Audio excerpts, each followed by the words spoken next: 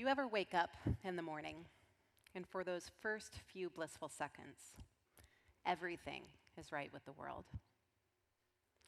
That is until that other voice gets into your head, the one filled with all of the negativity and the fear for the day that's ahead. And as long as I can remember, that voice in my head, it told me that my value, it was only based on the number of tasks that I completed in a day, in executing, in achieving. And so I lived life in the world of the should. What should we want to accomplish every day? Trying unsuccessfully to drown out those negative undertones, telling me that failure was too big of an obstacle to tackle, and that I was not enough just being me in that moment. And those fears, they came in earnest as I graduated high school because unlike any of my peers, I had no idea what I wanted to do with my life. So instead, I threw myself into my hobby, which at the time was cars. And so at the age of 18, I rented the Clark County Fairgrounds, and I threw my first lifestyle car show. And that one show was so successful that I reinvested, and one show turned to 2 shows, and then 2 shows turned to 4 shows. And in my 6th year of producing these shows, I decided to go big and do 10 shows around the country. And I did go big, and I failed big. My last car show was just across the river at the Portland Expo Center in 2004. And on that day, I sat by the entry gates, biting my fingernails, the pit in my stomach telling me that no matter how many people came and paid that entry fee that day, that there was no saving my company. And at the end of the night, that fear realized. I collapsed in my show office. My chest so tight that I couldn't breathe, everything caving in, my body racked in sobs. Because those voices, they came after me in that moment of vulnerability. They came after me and said, "You're a failure. You're never going to amount to anything. All you have achieved at the age of 24, even though you've worked so hard, is that you're $100,000 in debt with absolutely no way to get out." And in that moment of utter fear and despair, my dad sat with me, crying with me, repeating over and over and over again until I could hear just a little bit of it. "Allie, your life today, it is not ending. It's just beginning. And this too, it's just a part of your journey." And that safe space, it continued for me in the form of my mom's spare bedroom where I collapsed under the weight of this failure. I couldn't get up for weeks. But in that safe space and in her positive words, I got the courage to try again, to put myself out there, to take a risk on myself. And so I interviewed and took a job at a company called Dynamic Events, an entry-level position at a meeting planning company up in Seattle, and it was my dream job. And from day one, I treated that company like it was my own. I took every single opportunity to learn everything that I could. Sales, marketing, innovation, technology, people, it didn't matter what it was. And after 18 months, I was running the company when I had just started as an entry-level person 18 months before. And so I started to ask myself, maybe I could do this again. Maybe I could go out on my own. But every time I opened myself up to that possibility, that voice came back. And it would tell me, "Allie, why would you do that? You've already failed. You're safe. Don't attempt anything new." And so I had to welcome that failure in. I had to look at it, experience it, and then tell myself, what would I do differently? I had to challenge that failure. What did I learn? I have the skill set now to change that story. And so even $100,000 in debt, I went to the owner and I convinced her to sell me the company and paid her out over the next 2 years out of the profits that I was earning. And that success, it was explosive over the next couple of years. And while extremely successful, it brought a lot of stress into my personal life that I didn't know how to deal with. Because the art of positivity, it's a lot easier to apply to a professional career than it is to apply to who you are. And whenever I tried to bring that positive voice to me, I would be paralyzed.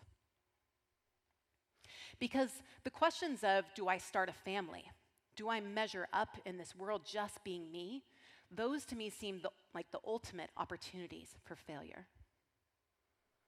But out of failure often comes some of life's best lessons.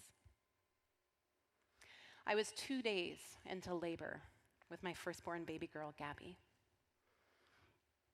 And I had planned for a natural birth, but I ended with an emergency C-section. And as I came back from that surgery, shaking and exhausted, I laid in my hospital bed. And when you're most vulnerable, that's when those voices come. So for me, it was the voice that was telling me, what are you doing? You're laying there and doing nothing. You're not executing anything. There's no task happening. You own a business. What in the world is going on? And so I went back to my safe place. I went back to the world of the should. So I ended up taking conference calls from my hospital bed hours after my surgery. Because that's what any business owner should do. I hid from that raw feeling of being enough in that moment to be with my miracle baby girl. And that, for me, is something I now have to live with the rest of my life. That I allowed that fear to take away one of my life's biggest moments. And that fear, it didn't stop there, because I'm sure any parent here in the room knows that we have a lot of help with extra negative voices. The world of the should, that is filled for every parent. What does the latest research say that we should do? What environment should we create so that our kids are successful in life? And I spiraled. It was a world that I had no experience in, and I couldn't conjure up that positivity. And so I had to turn again to someone else for that positivity and that safe space. And my mom, she's been the rock of our family. She would give anything for any one of her kids without being asked. And in her life, she has had obstacles in front of her. And she's chosen to tackle every single one with positivity, with the momentum of just one step in front of the other. And it was her voice that I needed in those moments to help guide me, because she invited me to just breathe.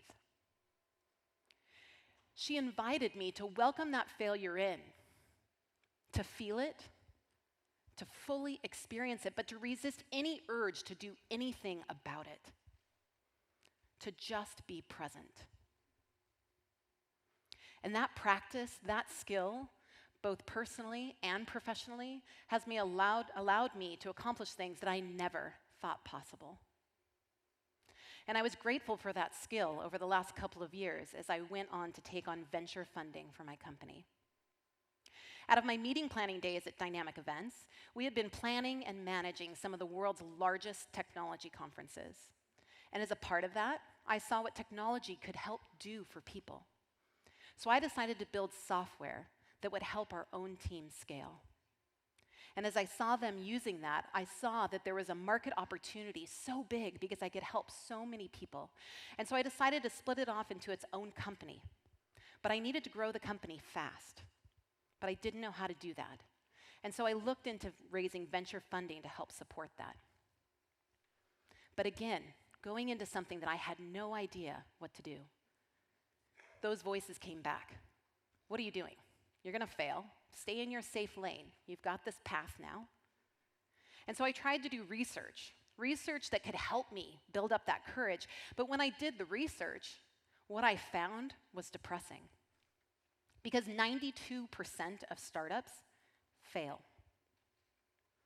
And while women own 48% of businesses in the United States, we only receive 2% of venture funding. And the failure conversation, it didn't stop there, because as soon as I started meeting with venture capitalists, that was the first question I got asked. Allie, you're going to fail. You need to prove to us how you're not going to fail. Fail over and over and over. And so I thought I was getting really good at my job because I could tell them how I wasn't going to fail like that. But after a couple of meetings, I started to realize that I wasn't gaining traction, and I instinctively knew that I needed to flip that word failure on its head. So every time I got asked about failure, I would respond instead with how I was going to win. What was my big picture thinking? And I didn't reference failure at all.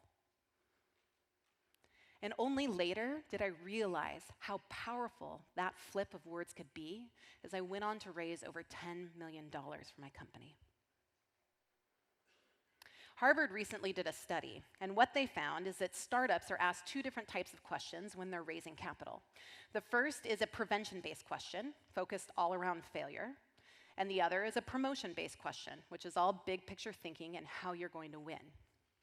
And ironically, the answer is somewhat the same between those two questions. What you're going to do to not fail is how you're going to win. But the way we phrase the question matters. What Harvard found is that women were typically asked prevention-based questions, focusing solely on the failure, whereas men, they were asked the promotion-based questions, the ones on the big picture. And the results, they're astounding. Because women went on to raise just over $750,000, whereas men, the ones focusing on the big picture, about how they're going to win, they went on to raise over $8 million. Our words, they matter. And for me, when that voice tries to come in and fill me with words that I don't believe in, I reject them. My value, it is no longer based on the number of tasks or the achievements that I am able to do. It is now based on how I use my words to change the conversation, not only for myself, but for others. Because our voices, they set the intention of our world. And our words, they create our reality every day. We speak ourselves into existence. And so tomorrow, when you wake up, I challenge you to get out of the world of should. I challenge you to not be controlled by things that you cannot name. I challenge you to welcome that failure in, to experience it, to truly feel it, and not be defined by it. Take every opportunity to flip that failure script. Because in the words of my wise parents, today, it's not the end. Today is just the beginning. And that obstacle in front of you, that too, is just a part of your beautiful journey. Thank you.